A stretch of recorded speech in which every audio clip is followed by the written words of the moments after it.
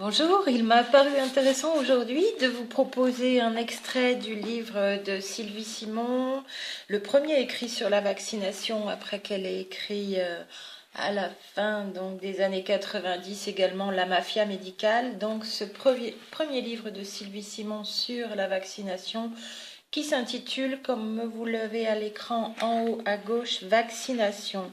L'overdose, désinformation, scandale financier, imposture scientifique. Ce livre, donc, en quatrième de couverture, est dédié aux victimes des vaccinations, aux parents mis à l'écart, aux médecins informés par les seuls laboratoires, aux responsables d'associations de santé et à tous ceux qui en ont assez de payer alors que l'utilisation de leur argent se retourne contre eux. BCG, ROR, hépatite B, les vaccinations affaiblissent nos défenses immunitaires et peuvent générer de graves effets secondaires. Maladies auto-immunes, handicaps psychomoteurs, cancer, sans oublier les nouvelles maladies génétiques qui peuvent mettre en péril notre descendance. Pourtant, les pouvoirs publics, conseillés par des experts à la fois juges et partis, n'ont pas hésité à entreprendre des campagnes mensongères concernant des maladies qui, en Europe, ne touchent qu'une part infime des populations. Et si une fois de plus on nous avait trompés?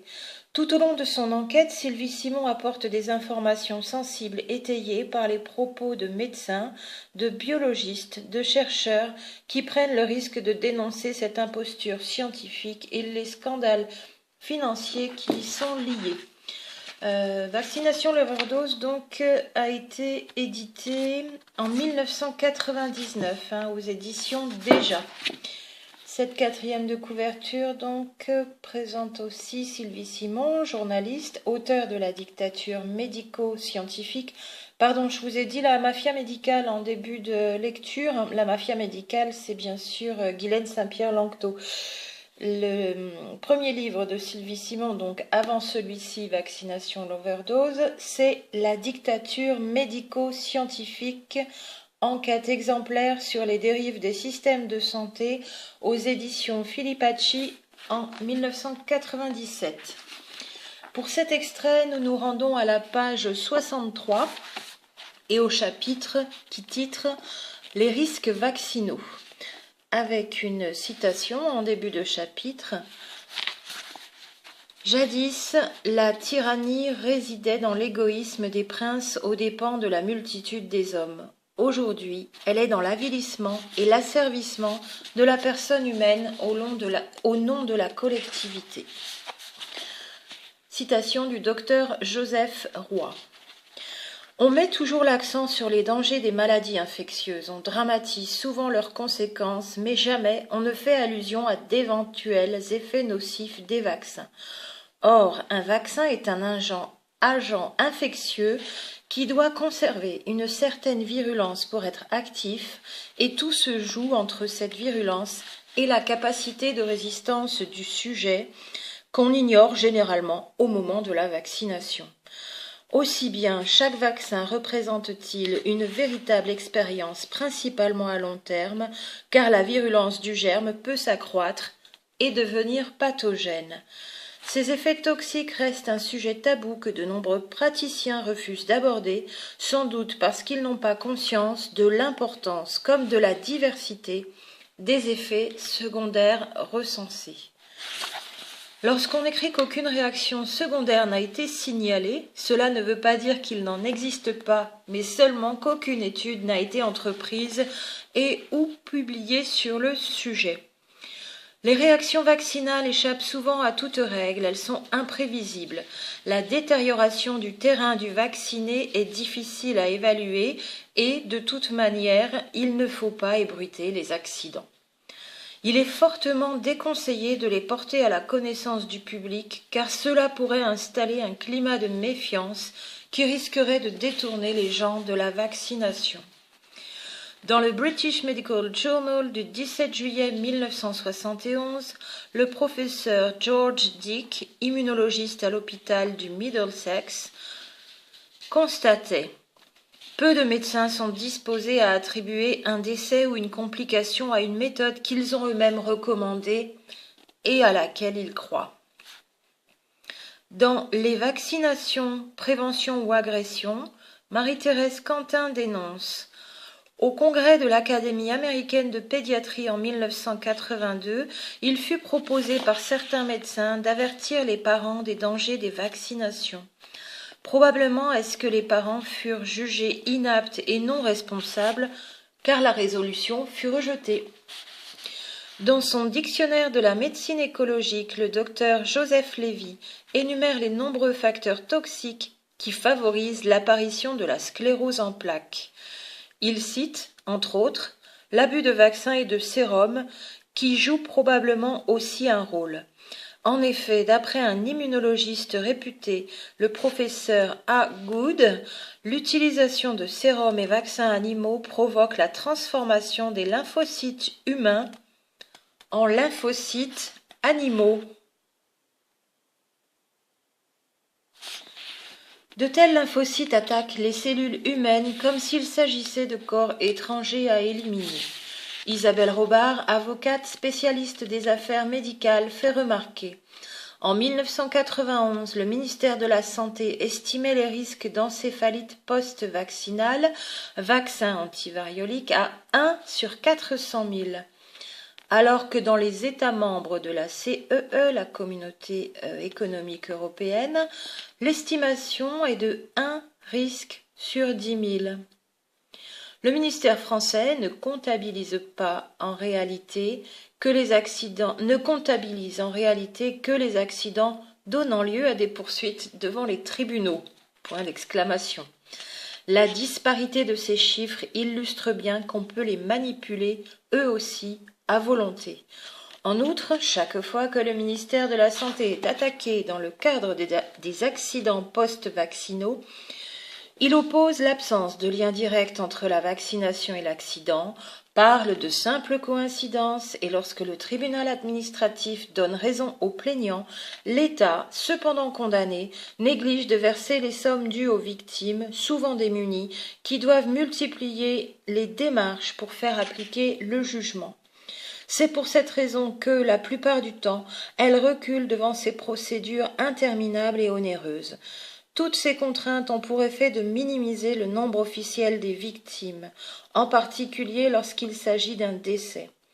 Quels parents accepteront de revivre un cauchemar le temps d'une procédure sans fin pour ne toucher que de ridicules dommages qui, de toute manière, ne rendront pas la vie à leur enfant? Comme il est très difficile de démontrer un lien de cause à effet, cette complexité aboutit à faire porter aux victimes tout le fardeau de la preuve. Ainsi, les autorités se refusent-elles à enregistrer comme réaction vaccinale les accidents malheureux qu'on présume être le fruit du hasard.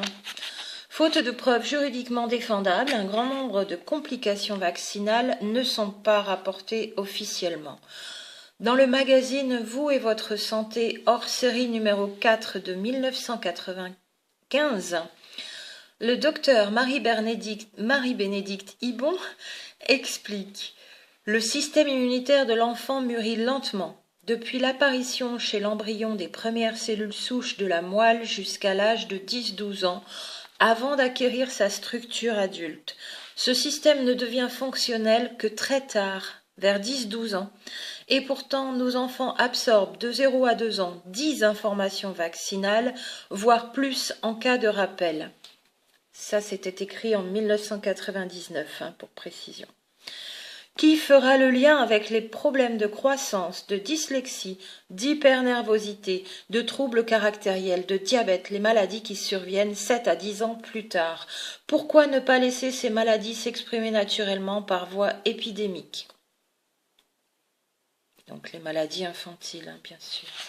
À son tour, le docteur Alain Scoï fait remarquer que la dose vaccinale est la même pour un bébé qui pèse entre 3 et 10 kg et pour un adulte qui pèse entre 60 et 90 kg. Le système immunitaire immature d'un bébé est incapable de mettre en place la moindre protection. Tout tissu anormalement excité ou irrité va d'abord réagir par un hyperfonctionnement, puis cicatriser en se sclérosant, devenant un tissu inerte, incapable de remplir ses fonctions de défense naturelle, surtout à l'âge fragile de l'enfance. Le docteur Jacqueline Bousquet essaie d'aborder le problème des vaccinations sous un jour nouveau, mais ses pairs de la communauté scientifique n'ont toujours pas envie de l'écouter, car elle bouscule leurs dogmes. Le système immunitaire ne doit pas être sollicité à tort et à travers, et surtout lorsqu'il se met en place chez les jeunes où il est encore fragile. La conséquence en est aujourd'hui bien visible, c'est le sida pour le moment. Immunité vaccinale artificielle et naturelle. Mis à part ses effets souvent toxiques, la vaccination a des conséquences auxquelles on ne songe pas souvent, mais qu'il faut toutefois connaître. Les vaccinalistes eux-mêmes reconnaissent que l'immunité vaccinale artificielle n'est pas aussi durable que l'immunité naturelle.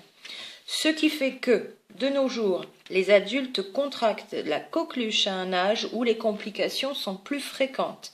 Ce phénomène, que l'on avait déjà constaté aux États-Unis, se vérifie à présent en France.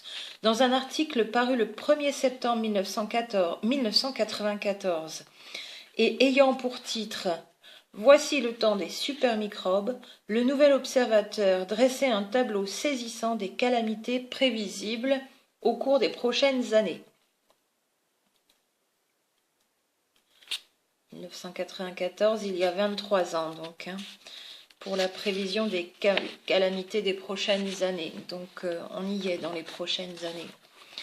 Il est évident que la littérature médicale classique parle toujours de microbes ou des virus en tant que responsables des maladies et de leur contagion, mais les travaux de Béchamp, Tissot et autres précurseurs, nous le répétons, montrent bien que les microbes sont plutôt les témoins, les résultats des maladies et non leurs causes.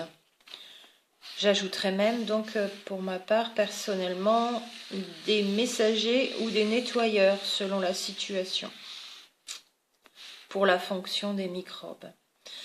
Si bien que lorsqu'il est fait ici mention des virus qui causent des maladies, ces allégations sont celles des médecins réductionnistes et non celles des homéopathes et d'autres médecins qui ne ramènent pas l'homme à une entité physique mesurable et palpable.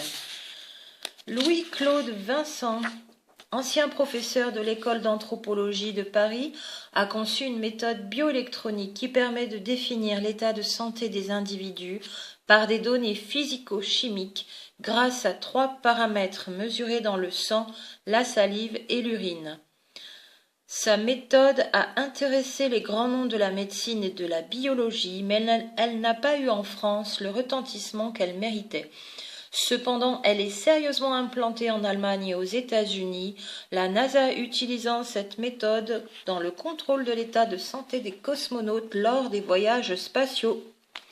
À l'aide de la physique électronique, le professeur Vincent a démontré de façon incontournable devant le congrès de pathologie comparée que, par déplacement du terrain, toute vaccination contre une maladie microbienne prédispose aux maladies à virus et au cancer.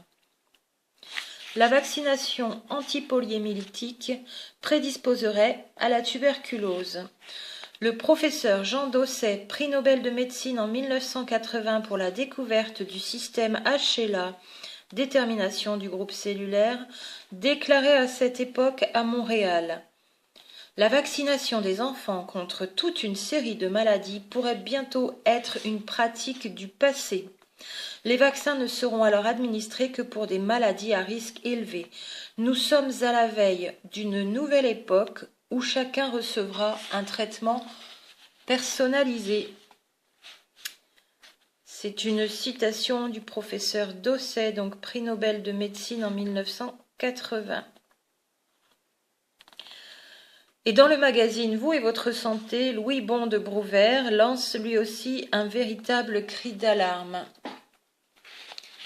Les dégâts provoqués par les vaccins ne se comptent plus. Du fait des vaccinations, les individus sont devenus de véritables réservoirs à virus et leurs défenses immunitaires sont tellement amoindries que de nouvelles affections incurables et gravissimes apparaissent chaque jour. La vraie médecine a été remplacée par un système pharmacologique dont le seul objectif est le profit et non pas l'intérêt du malade. Cela est valable pour les médicaments en général, mais que dire quand la médecine, se voulant préventive, institue le système vaccinal qui pollue au plus haut point des organismes parfaitement sains. Notre système immunitaire, qui dépend de notre patrimoine génétique, assure le bon fonctionnement endogène des hormones et des anticorps, ainsi que le nettoyage des cellules anormales ou infectées, comme le ferait une armée destinée à protéger le précaré de chaque individu. Or, cet équilibre peut être rompu par l'injection de protéines étrangères, qu'il s'agisse de matériel bactérien atténué, comme pour le BCG, de toxines responsables de maladies, comme pour le tétanos et la diphtérie, de virus tués ou inactivés, comme le vaccin polio injectable, la coqueluche et la grippe, ou de virus vivants atténués, comme le polio buvable, le rougeole, le rubéole, les oreillons. Il faut savoir qu'on a retrouvé à plusieurs reprises des virus encore vivants dans des corps d'hommes morts depuis des siècles, mais conservés par le gel, ainsi qu'un virus vivant et pathogène sur une momie copte.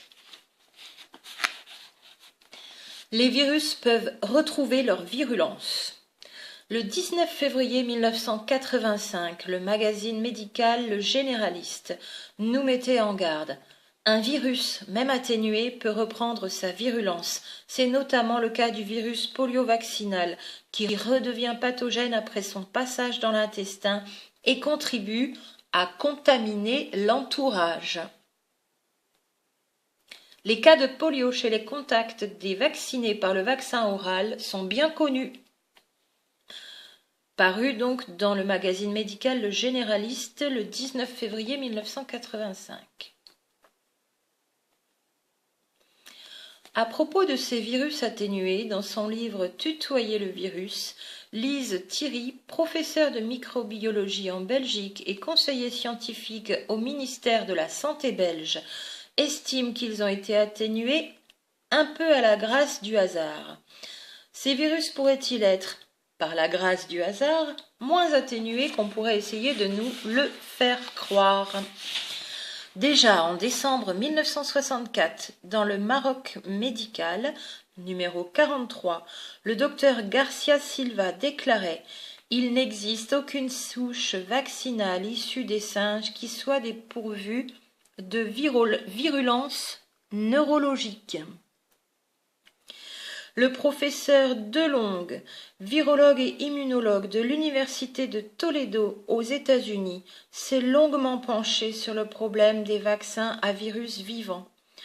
Dans son ouvrage Live Viral Vaccine Biological Pollution, donc le vaccin à virus vivant pollution biologique pour la traduction, livre de 1996 aux éditions Carlton Press à New York. Donc le professeur Delong demande « La logique et la raison auraient-elles abandonné les épidémiologistes, alarmés à l'idée que les vaccins à virus vivants porteurs de virus infectieux peuvent engendrer de nouvelles maladies ainsi que des malformations, des aberrations chromosomiques, des mutations, des cancers. Il ajoute « L'introduction volontaire et non nécessaire de virus infectieux dans un corps humain est un acte dément qui ne peut être dicté que par une grande ignorance de la virologie et des processus d'infection. Le mal qui est fait est incalculable. » Je vous rappelle que le vaccin ROR, rougeole, oreillon, rubéole, est un vaccin à virus vivant atténué. Pour lui, pour le professeur Delong, donc, les virus peuvent retrouver leur virulence et favoriser la rupture de l'équilibre des virus dans les domaines écologiques et épidémiologiques. Entre parenthèses encore, je vous emmènerai vers un commentaire d'une vidéo sur l'évolution des pathogènes dans le monde et leur incidence sur les écosystèmes du monde microbien. Et c'est très très intéressant de voir à quel point l'introduction des vaccinations a modifié ce petit monde des microbes, des virus et des bactéries. Tous ces risques, connus depuis de nombreuses années, sont des raisons impératives pour arrêter immédiatement toute vaccination à virus vivant et mettre un terme à la production de ces vaccins.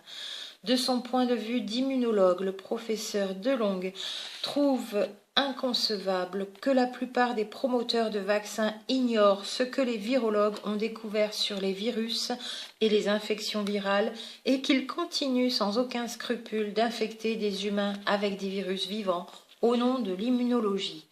Le vaccin vivant est actuellement dans une phase expérimentale.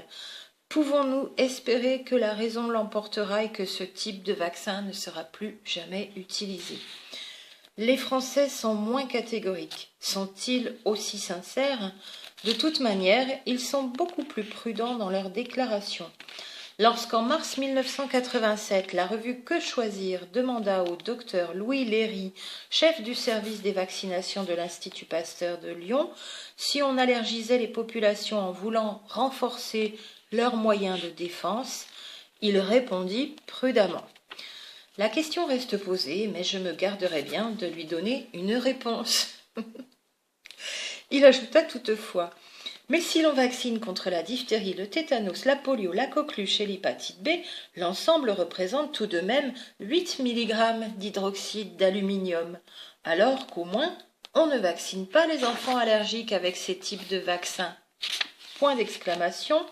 Déclaration du docteur Louis Léry, chef du service des vaccinations à l'Institut Pasteur de Lyon, à la question qui lui était posée, donc, est-ce qu'on n'est pas en train d'allergiser les populations avec tous ces vaccins ? En d'autres circonstances, ce même médecin, donc Louis Léry, a affirmé auprès des membres de la Commission de l'Assemblée européenne « Le vaccin doit perdre son caractère obligatoire et redevenir un acte médical à part entière, dont l'indication sera posée cas par cas, qui pourra être contre-indiqué et dont l'efficacité et le suivi devront être mesurés et surveillés. » Louis Léry, dans les années 1980, fin des années 80, donc, chef de service des vaccinations à l'Institut Pasteur de Lyon. C'est bien lui qui déclarait ceci: le vaccin doit perdre son caractère obligatoire et redevenir un acte médical à part entière, dont l'indication sera posée cas par cas, qui pourra être contre-indiqué et dont l'efficacité et le suivi devront être mesurés et surveillés. Il y a plus de 30 ans, donc 30 ans avant 1999, date de l'édition de ce livre de Sylvie Simon, donc 1969. Il y a plus de 30 ans, dans son ouvrage « Tendance de la médecine contemporaine », le professeur Deloge avait déjà prévenu ses pairs. Si nous continuons à généraliser et à multiplier l'emploi des vaccins, on peut concevoir que d'ici quelques décennies, une pathologie nouvelle, celle des sociétés vaccinées, verra le jour. Il n'est pas exclu que cette pathologie nouvelle puisse être le sida inconnu lorsqu'il rédigea son ouvrage. Le National Cancer Institute a publié des études qui indiquent que les associations de plusieurs vaccins peuvent entraîner plus de mutations ou de recombinaisons génétiques que les vaccins unitaires. Il serait logique que notre système de régulation soit affolé par l'irruption de diverses informations synchrones. Profitant de ce dysfonctionnement, des particules virales ou des débris étrangers de matériel génétique risquent de s'installer dans l'organisme de façon pernicieuse et imprévisible et d'induire une tératogénèse ou une cancérogénèse au bout de plusieurs années. Dans le concours médical du 20 janvier 1974, le professeur Pariant estimait déjà stimuler l'immunité, qu'elle soit tissulaire ou sérique, n'est peut-être pas sans danger. Et en 1979, dans The Dangers of Immunization, les docteurs Kalokerinos et Detzman du Biological Research Institute of Australia affirmaient à leur tour: selon des recherches sophistiquées, les effets produits par les programmes vaccinaux de l'enfance sur les lymphocytes T montrent que le système immunitaire s'avère substantiellement endommagé à la suite de vaccinations de routine. Une part importante des lymphocytes T est mobilisée par les antigènes spécifiques présents dans les vaccins. Une fois ainsi mobilisés, ces lymphocytes T deviennent immunologiquement inertes, incapables de réagir ou de se défendre contre d'autres antigènes, infections ou maladies. Ces découvertes tendraient à montrer que le capital immunologique se trouve substantiellement amoindri chez les nombreux enfants soumis aux programmes vaccinaux courants. Plus récemment, dans un dossier consacré à Pasteur, le journal du CNRS d'avril 1995, numéro 64, pose une bonne question. Que dire à l'heure actuelle des espoirs de la vaccination? L'époque à laquelle celle-ci était considérée comme la solution universelle à toutes les maladies infectieuses est révolue. Face à la question du sida, de l'hépatite C et du paludisme, une prise de conscience des limites et des difficultés de la méthode est apparue. Le problème essentiel est la variabilité qui permet à l'agent pathogène d'échapper à la réponse immunitaire de l'hôte et d'établir une infection persistante. Dans son ouvrage Immunologie fondamentale et appliquée, le professeur Watt déclare à son tour: les résultats concernant les infections virales aiguës doivent être interprétés avec précaution. Bien qu'il soit possible de détruire in vitro des virus ou des cellules infectées, il est difficile d'évaluer l'importance de ces mécanismes in vivo.